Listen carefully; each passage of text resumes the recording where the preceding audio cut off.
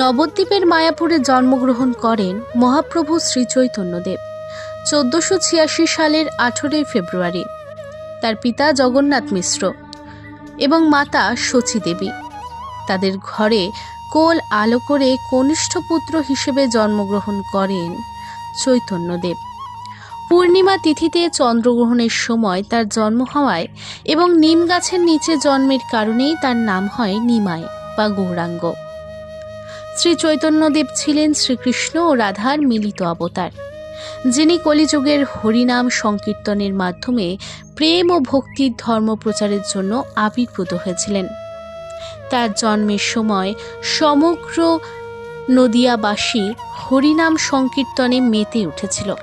তবে চলুন আজ মহাপ্রভু শ্রী চৈতন্যদেবের কিছু কথা শোনাবো।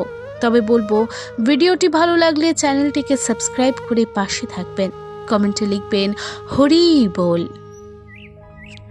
শচী দেবীর অনেকগুলি সন্তানের মৃত্যুর পর মহাপ্রভু শ্রী চৈতন্যের জন্ম হয়েছিল বলে তার নাম রাখা হয় নিমাই, অর্থাৎ নিমের মতো তিক্ত, যাতে নিমাই নামের জন্য যম বালকটিকে ছুঁতেও না পারে। 1491 খ্রিস্টাব্দে নিমাইয়ের হাতে খড়ি হয়। দুরন্ত নিমাইকে গঙ্গাদাস পণ্ডিতের টোলে ভর্তি করে দেওয়া হয়। সেখানে মুরারিগুপ্ত নিমাইয়ের সহপাঠী ছিলেন।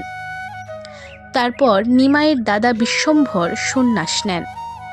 তখন জগন্নাথ মিশ্র মারা যান। পিতার মৃত্যুর পর নিমাই পণ্ডিত মুকুন্দের চণ্ডী মণ্ডপে টোল খুলে ছাত্র পড়ানো শুরু করেন। এই সময় নিমাই বিখ্যাত পণ্ডিত দিগ্বিজয়ীকে তর্কযুদ্ধে পরাজিত করেন।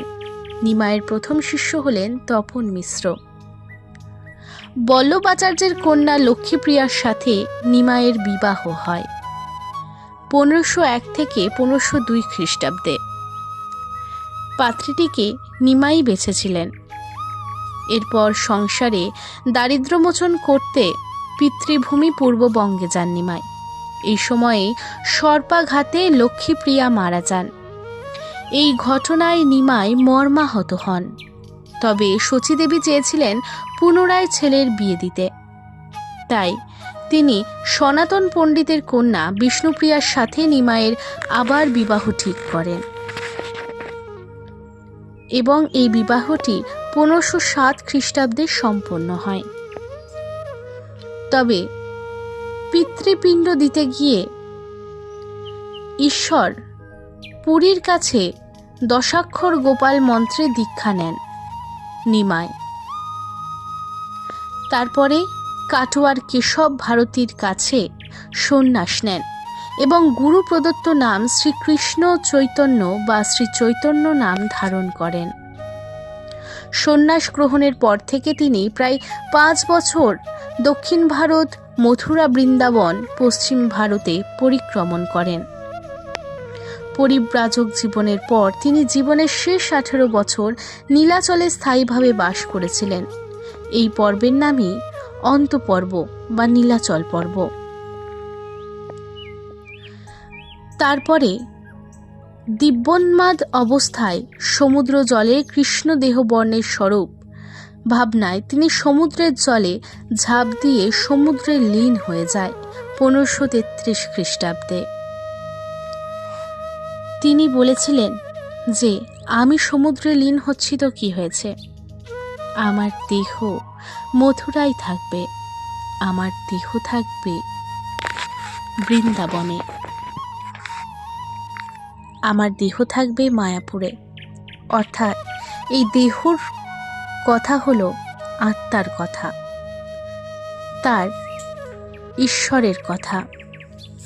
তিনি তো চলে যাবেন, কিন্তু তিনি সকল স্থানেই বিরাজ করবেন।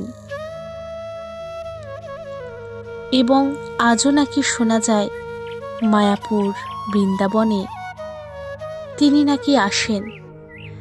অনেকেই নাকি শ্রী চৈতন্যদেবের দেখা পান। তবে এটা কি আদৌ সত্যি? আপনারা কি মনে করেন? তবে আজ এই পর্যন্তই। নিমাইয়ের কথা আরও জানতে হলে চ্যানেলটিকে সাবস্ক্রাইব করে পাশে থাকবেন। ভিডিওটি কেমন লাগলো জানাতে ভুলবেন না। হরে কৃষ্ণ।